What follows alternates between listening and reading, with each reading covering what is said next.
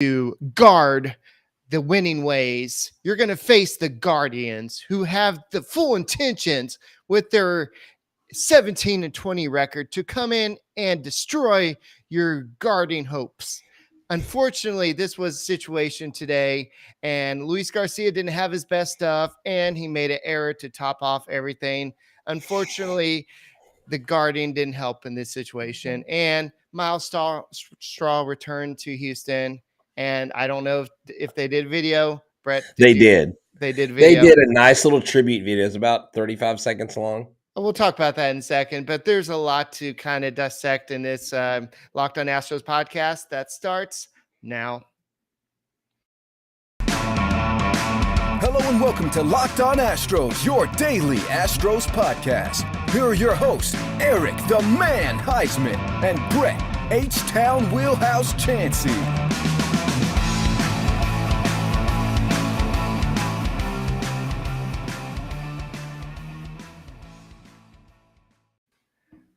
We are Locked On Houston Astros, and we hope that you join us for a daily Locked On Astros podcast. My name is Eric Huysman. You can find me on Twitter at Eric Talk Astros. Find the show at Locked On Astros, your team every day.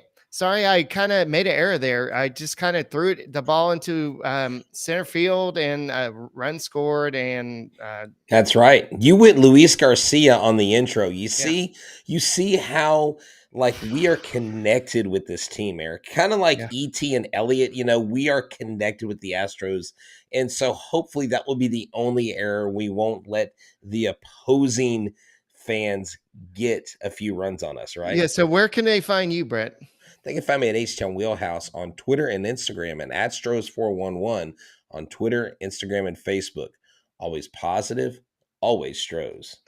All right. Don't forget to make us your first listen every day. Whether it's on YouTube, go ahead and hit that subscribe button. It doesn't take a lot. Just go and search that Locked On Astros and just hit that little red button. Just go and give us a like, and go and listen to us on your way home from work, on your way to work.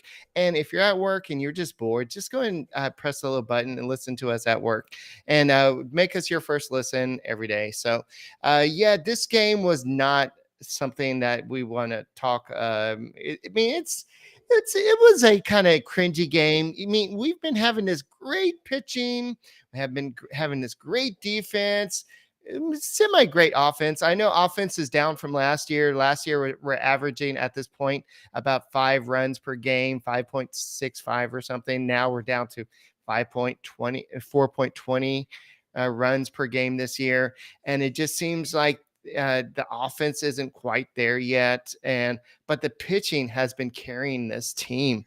Exactly. And it's just like looking at what they did before tonight's game.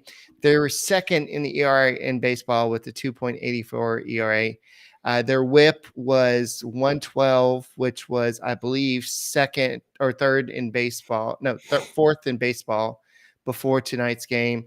And innings pitched, innings pitch doesn't matter, but it just seems like they were just doing so great. If you look at quality starts, they were second in quality starts behind the Padres, who had 22 with 19. And they had 7 shutouts, which is, I believe, tied for first in baseball. So. No, yeah, that's awesome. I mean, the pitching really, they actually lead, or going into this game, they led the AL in ERA and opponent OPS, third in WHIP. I think you had mentioned something about that there. Eric, they've only allowed 133 runs to go along with the shutouts you mentioned, and that's the second fewest in the AL. New York Yankees have given up 128. So the pitching really has been stellar. Luis Garcia does fall to 3-3. He just didn't have his best stuff. He was not locating pitches. The home run he gave up to Ramirez, that ball was center cut, was not on the outside of the plate. It was intended to go outside, and he just put the bat on the ball. Jose Ramirez is just one of the best consistent hitters. He's got a power bat as well. And he's going to be the guy in the lineup that you want to try to avoid. He just got the better of Luis Garcia. The last time Luis Garcia actually faced the Guardians, he went 6 2/3 innings and had 8 strikeouts. And so this was a different outing for him, to say the least. Yeah, and the defense, I mean, I know it's easy to just throw the ball away, but and if that play, all he had to do was go to first base and instead of going for the double play in that situation, and then maybe you would have got at least one out in that situation. And I know in the split second decision making that goes into being a professional baseball player, it's very easy to say, okay, I want to try to go for the whatever, but it just get this sure Well, out to first base. But that's not a terrible move. You've right. got to make the throw. And he clearly didn't. And that's a hard thing to set your feet. Eric, we just got through having a baseball game tonight. Unfortunately, my son's team lost. It was our last game of the season. But we literally gave up 9 runs in the first inning because of errors. The rest of the game, we give up 1 run. We were losing at one point 10-2. We lost the game 10-8. We had a chance to tie it at the end, and we just didn't get it done. And it just, in baseball, no matter what level you're at, when you make errors like that and you let the other team get comfortable, when the other pitcher seems to be doing a decent job, at one point, the only Astro to have a hit in the game was Martin Maldonado.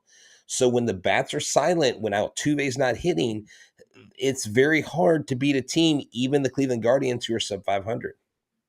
Yeah, and it was kind of funny because a lot of people didn't know that Tristan McKenzie was going to be starting today. Like even Chandler Rome was like, apparently Tristan McKenzie is starting today, and he actually went out and pitched 7 innings, only allowed 3 hits, 1 earned run, and we'll have to talk about Mr. Alex Bregman, what he did today in a little bit. But Luis Garcia overall, it wasn't his typical game, like you said. No. 5 innings, 5 hits, 4 runs, 2 of them earned, of course, with his self-inflicted error. And that leads to a conversation. If a pitcher makes an error, why are you going to go ahead and give them like unearned runs because of that? But anyway, so 2 walks and 4 strikeouts. He did allow 1 home run, but his ERA is at 3.38 on the season. Then Brian Abreu, he didn't come out. He came out and looked a little flat too. I'm not sure. I think he came out and gave up the run he gave up the run in his second inning that runs in the second inning of work. It seems like he does good in the first inning. Second inning, when they try to stretch him out, that's when he seems to struggle a little bit. But once again, an error kind of lets him down. Jeremy Pena had a throwing error, and that kind of led to another unearned run in that situation. But Brian Abreu's 2 walks didn't help there. And so it just, the defense and the pitching that has been so good for the Houston Astros just kind of let him down in tonight's game. Now, what gets lost in this, Eric, is Altuve's double, Alex Bregman's home run. Alex Bregman hadn't really been going yard there for a while, but it doesn't matter because in the end, they were 0 for 6 with runners in scoring position. It was just a flat game all around for this team. Like you mentioned, Brian Abreu, 1 2/3 innings, 2 hits, 2 runs, 1 earned, 2 walks, and only 1 strikeout. Martinez comes in after him, pitches 1 1/3, only gives up 2 hits, gets a strikeout. Phil Maton faces his former team for the first time. The first batter he faces is none other than Jose Ramirez. He gets to pop out. He gets out of the inning. He has a clean inning, and the Astros don't have really anything else to counter that. Jeremy Pena had that late bloop single in the 8th inning to try to maybe spark some hope of a late inning rally. It just didn't happen. Just some days when you get to the diamond, things aren't clicking. Some days they just don't work out, right? Yeah, and apparently I made my second error of the night, so I'm Jeremy Pena right now. And I Wow. said 5.65 runs per game last year. It was actually 5.33, and so that was a little Well, decimal error. if someone catches that, they need to be our producer. We won't pay them, but they need to be a third person in the room pointing that stuff out to us. But hey, good catch there. See, Eric, you make errors and you make mistakes. And here's the thing. If you're making mistakes with your diet, and you are having a hard time getting healthy, you need to check out AG1. That's right. AG1 is literally here because you don't have time to do all these supplementary things like get the 80 pills, do the different workouts. So this is what I'm going to do. I'm going to have you focus on this. Do you want better gut health? Do you want an optimized immune system? Are you tired of taking all those pills? Are you tired of taking things that don't even taste good? Well, AG1 is where it's at. It's got a mild tropical taste, and I actually look forward to it every day, each morning when I take AG1. AG1, its founder, did this because he had a ton of gut health issues himself, and he ended up on a complicated supplemental routine to recover hundreds of dollars per day. So he created Athletic Greens after experiencing how difficult it was to create an optimal nutrition routine on his own. I subscribe to Athletic Greens and I use them every single day. They also are environmentally friendly. They also have given millions, 1.2 million meals to kids in need back in 2020. So if you like what you hear, you go, well, hold on. Where's the catch? What's the cost? What is in it? Let me tell you, it doesn't have any GMOs. It doesn't have any artificial flavoring. It tastes good. The price, it gives you this, the cost is you less than $3 a day. You're investing in your health. Athletic Greens has 7,000 five-star reviews. Here's what you do. Athletic Greens is going to give you a free 1-year supply of immune-supporting vitamin D and 5 free travel packs with your first purchase. All you have to do is visit athleticgreens.com/MLB network. Again, that is athleticgreens.com/MLB network to take ownership over your health and pick up the ultimate daily nutritional insurance today. Alrighty. So speaking of picking up what you need today, the Astros in their last 11 home games, they've allowed 3 runs. Wow. And today they allowed 6 runs. And Hey, when it rains, just, it pours in Houston, right? yeah. And when you walk 4 batters and you allow 2 runs, 2 errors, you're going to lose those games most of the time. And this was really kind of self-imposed on this game. And when you only get how many hits the Astros get overall? It was 4 hits. Yes, Alex Bregman did hit a homer. Yes, that was good to see. It was his 6th of the season. So he hasn't been totally sucky Alex Bregman all year. He's been sucky Alex Bregman. No, this is his words, not mine. So really? Okay. no, Okay. he said he's been bad, Alex Bregman, for a little bit. So okay, I thought he used the word sucky. That'd be awesome. no, I think he used the word he's been really bad recently. But to see Alex Bregman hit a home run, I know it was his only hit of the game, but to see him start doing this, I know the game before he got a hit, and I believe it was double, right? So for him it to was start, a double. Yeah, to see him to start hitting for power, that's a good positive sign. I really want to see more from Yuli Gurriel because once those guys start clicking, this lineup, because you can't count on everybody hitting every day. They're not going to hit 400 all year long. They're going to hit their slumps. You can't count on Jose Altuve hitting leadoff homer every game. You can't do that. That's just not realistic. He's going to do it quite often, but you can't count on it every single time.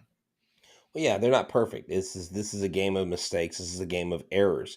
This is a game that's largely based on not necessarily your success, but how you come back from failure. Because if hitting the ball, Eric, 30% of the time or 28% of the time gets you into the Hall of Fame, then that means that there's a lot more failure than there is success.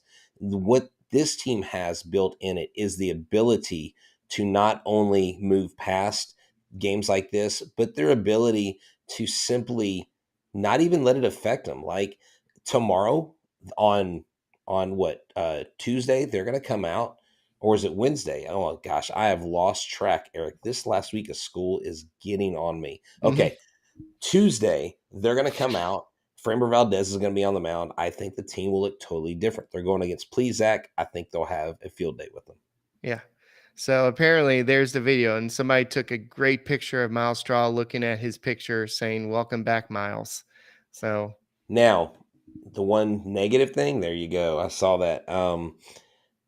Michael Brantley had an 11 game hit streak and a 19 game on base streak, I believe. And he played catch with Myles Straw basically in the outfield, hitting the ball to him. Oh, that's true, that's true. Hey, that's the thing, a few of the hits, they were hit pretty solid, they just didn't get in the right place, they didn't find the spot. Y- I couldn't tell, Eric, when Jose Ramirez hit that home run, I couldn't tell from the TV, but was Jose Siri's glove close to that ball, or was it It was it it quite a distance? was I was It was hard to I was tell on the watching it TV. at I was watching it at Chili's, and it was a lot of us were having discussion, and it was like I thought it was closer, and somebody was like, "Well, is this gonna go down as legend?" Like, it was really close, but it wasn't really as close as it was. So I don't know. At It, least it it wasn't a Kevin Kiermaier fake jumping before he gets to the wall, right? Right, I'll have to look at the replay again, but it seemed from what I saw, it seemed pretty close, but it didn't catch it, so it doesn't really matter how close it was. But he made a valiant effort to catch it. So props to Jose Siri. He did everything he could to catch that ball, but that would have saved a little bit of run. So the question is, before we address this, I wanted to Yes. talk about Michael Brantley, why I said he played catch with Myles Straw. He said that this was from Chandler Rome. Michael Brantley had lined out to Myles Straw 3 times tonight. One of them was 102.9 miles per hour exit velocity. The expected batting average was 660. Another one was 96.4 exit velocity, a 290 batting average, expected batting average. The other one was 101.8 exit velocity with a 530 expected batting average. So yes, he had some good hits, but right at Myles Straw playing batting catch with him. So go and put that one back up. No, yeah. So right here we get asked by Tony, are y'all gonna be watching the Nolan Ryan documentary tomorrow if you're listening on Tuesday? I actually have a ticket to go to the 7 o'clock showing in one of our local theaters. So I know I'll be watching that. And I randomly was looking and on a day where there was like literally one seat left in the theater that I found. So I'll be checking that out. And I bet it's going to be released at some point, either streaming available somewhere like on Amazon or other movie theater releases. I'm sure it's going to be wildly successful because everywhere I found, the only seats that might be available are like the very front row. So there may still be seats available in your viewing area. Yeah, I may check it out and see if I can find a ticket, but like you said, there may be few and far between. But I'm also preparing for an interview tomorrow, so I don't know if I will have time to go see it. But I'm sure they're gonna have it come out on DVD or something where you Hold can. on, DVD. What is this? 1995? No, sorry, He you're right. said he's VHS. Is that better? laser disc. It's going to come out on laser disc. Okay. How Did about you ever have? Hold on. the Did little? you ever have? Did you ever reel to reel? Did you ever have a laser disc? My dad had a laser disc, and I remember we had Top Gun on laser disc, and I think Back to the Future, and it was the coolest thing. But if one of those laser discs got the tiniest scratch, it screwed the whole movie up. It was the biggest flawed technology ever. Did you have a beta player or a VHS player? I had a VHS. I don't know what Nice. beta was, but Beta was what VHS tried to be. And I won't tell the story of how VHS won over Beta. I'll tell you off air. okay. Okay, boomer. All Shut up, right. man. Shut up. Yeah. So, yeah, I won't tell you how many DVDs I had, and I don't know why I was like, "Oh, I've got to buy this movie. I've got to buy this movie," but I did, and so I had a lot of DVDs, and then a certain event happened in my life, and I'm like, "Okay, what am I gonna do with all these DVDs?" Yeah, And exactly. Garage sale. Hey, we've got Clint on here. Clint is actually he goes by Clint the Scout. yeah, He actually does some writing. He does his own he used to podcast. be on Climbing Towers Hill. Yeah, Climbing I Towers know. Hill. He's with okay, so Clint. He was talking about his velocity being down. He was actually at the park. He said I saw a ton of 93-mile-an-hour fastballs. Seemed his cutter was more effective, but he builds around the fastball. And so, yeah, sometimes these pitchers' velocity being down, you wonder if it's a mechanical issue. Of course, the first thing is he hurt? Is his velocity down because he's hurt? And that's because the Astros, I'm sorry, I think the Astros kind of bring it on themselves where they're so secretive, or the players don't tell the brass, hey, I'm hurting. And so you never know. I just hope that Luis Garcia gets all this out of his system, like someone mentioned earlier, early on, right? Yeah, we're gonna talk. We're gonna move on from this game, but I bet that they're gonna do a little bit better on that. And speaking of that, let's talk about Bet Online. So BetOnline is the place that you go for all your betting needs. Why? Because they have the lines, they have the props, they have the odds first.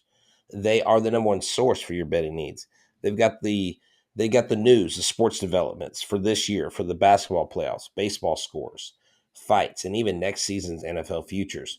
How good will the Texans be? Will they win an AFC South Division title?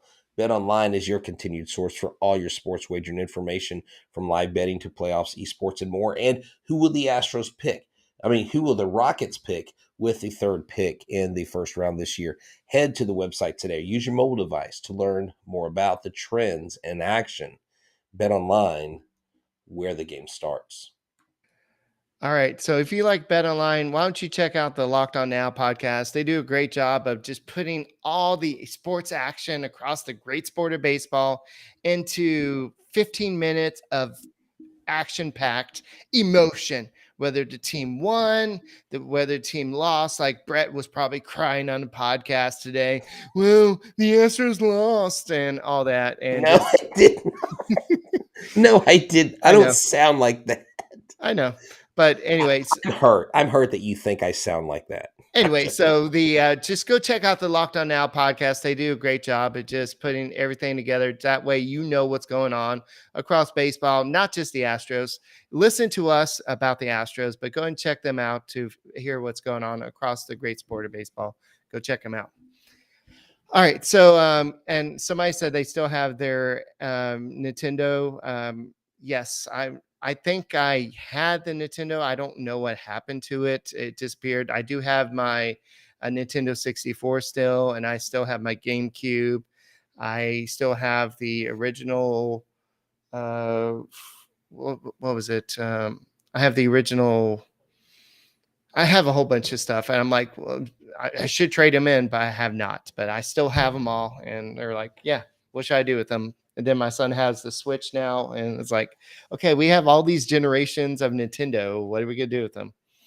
Yeah, I mean, some of them have value. There's actually a local store here in town. You probably need to see if I even have a Game Boy.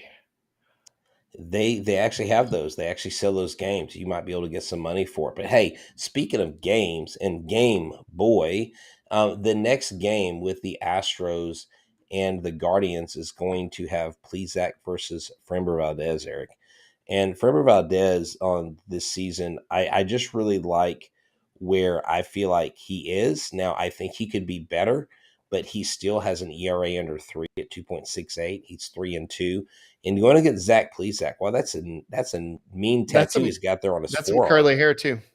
Curly hair. Speaking of tattoos, there was a kid at my son's basketball tournament, a 15-year-old, who had his entire forearm tatted. And I asked him, I said, young man, can I ask you a question? He goes, yes, sir. I go, do your parents know you have a tattoo? He goes, yeah, they went with me to get it. I'm like, oh, okay, that's cool. My son was convinced it was fake. It was real as real could get. I was like, wow, a 15-year-old with a forearm tattooed. We are Locked On Tattoo podcast. We are Locked On I'm your host, Tattoos. Eric Huysman, and he is H-Town Wheelhouse. That's right. Oh man, I'm sorry. We're hey, you know what? When the Astros lose, we still have fun. Why? Because baseball's the best sport in the world. And Zach Plesac, he's 1-3, Eric. He only has 23 strikeouts, 4.42 ERA. I think the Astros get a very easy win, and I think they win the next two. Hey, even the Locked On Guardians host, Jeff, said so himself. So I'm gonna hold him to his word. Okay. All right. So I know that the Astros have faced Plesac before. You have Jose Altuve batting 500 and 2 at bats. Granted, it's only 2 at bats. Then you have Bregman batting 500 and Yuli batting 500 and 2 at bats. So in the minimal amount of bats, they're doing pretty good against him. And so if you're looking at how the Guardians have done against Framber Valdez, it's pretty much about the same. You have Jose Ramirez, who in 4 at bats is batting 500, and then That's pretty much it. So we'll see what happens. There's a lot of people that haven't faced each other in a while. So I think that if Valdez pitches the way he did last time and Plesac, he's hit or miss. He can be either really good or really bad, just depending on what time of day it is, I guess, or whatever. He said what time of day it is. I don't know. Does he pitch some days at 11 a.m. and some days at 11 p.m.? It's like Yeah. whatever day. Hey, it's like if we have a 3-header tournament today, But the bottom line is this. This is a series that the Astros, I think, should easily come out on top, winning 2 out of the 3 games. I don't see any problem with that. Going into an off day, and then I believe they go to Seattle, and then, shortly after that they play the rest of the West. But anyways, the Houston Astros, Eric, they are leading top 3 in just about every offensive category. And I love to see that. And I know we talk about the bats haven't gotten going or aren't at full steam, but when you look at their rankings for the year, I mean, this is pretty impressive.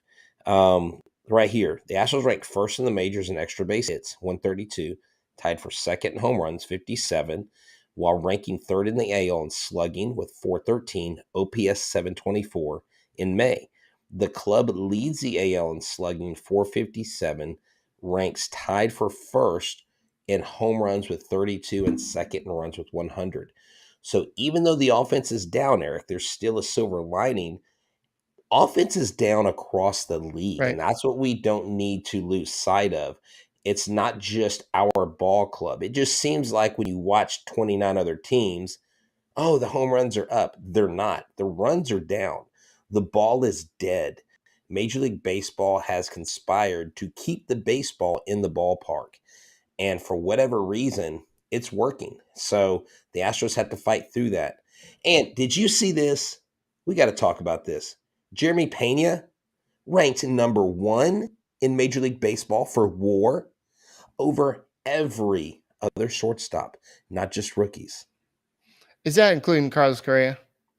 Carlos Correa isn't even I on know. that list, brother. I He's know. not even top 10. Like, dude is outranking everybody.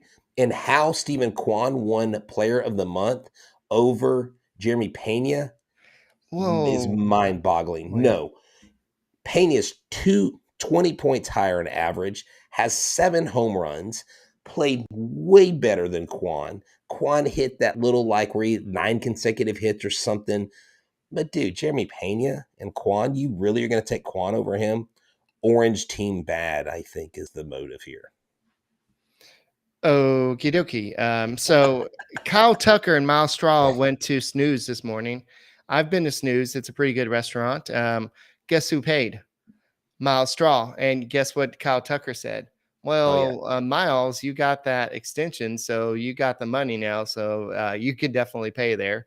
And so Myles Straw was asked, "What's your game plan to play against the Astros?" Well, I'm gonna chug a Red Bull and just go out there and play. There you And go. so that's how you do it. So I know that Bregman was a topic for Dusty Baker before the game, and he said that Bregman's been stressing about some of these at bats, and so it was good to see, especially with this being a kind of topic about this, that he actually had the home run tonight. But since Altuve came back, the Astros are what, 15? Where is it? They're 15-4 since Altuve has come back. So even though they got that loss tonight, since he's been back, the Astros have been on a winning record. And just keep in mind, they're about to be over this big, brutal stretch of multiple games in so many days, and they've actually become a better team because of it. So their pitching has improved, their bullpen has improved. Today was kind of an anomaly. So I'm not going to stress about this game at all. I'm going to hit the reset button and just not even worry about today's game. It was just kind of one of those throwaway games. You're going to have that as a baseball team. Even the best teams have those games, and just move on to the next one. Take your punches and roll on to the next one. So I just want to tell the people about something I did today before the show. I interviewed Joey Luperfield, the 7th round pick in the 2021 draft out of Duke. was impressed with this kid. He is in Fayetteville right now. And let me tell you, this kid is swinging a hot bat right now. He's in his first full pro season, and he got invited to Major League Camp. He tells a little story about a name Dusty Baker gave him. Hilarious story. And he talks about growing up, his high school days in New Jersey, and just going through the minor league system and his experience with the Astros. So when that goes up, we'll let you know. You'll have to check it out. He's a great kid, comes from a great background, and super talented. I think you'll really like the interview.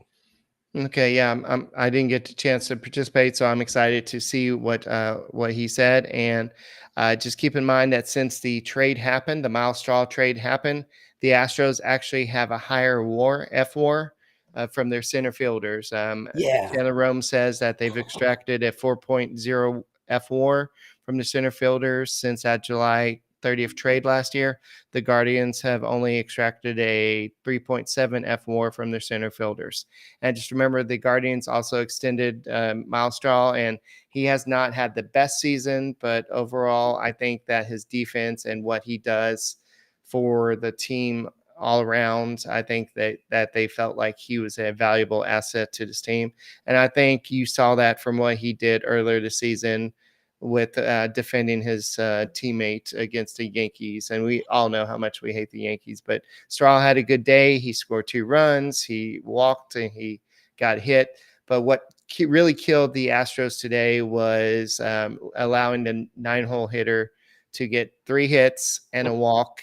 Wow. And I mean, granted, the dude is batting, I don't know what he was doing before today's game, but he's batting 333 with a 941 OPS. He's a catcher, but I don't know how many at-bats he's had. Let me look.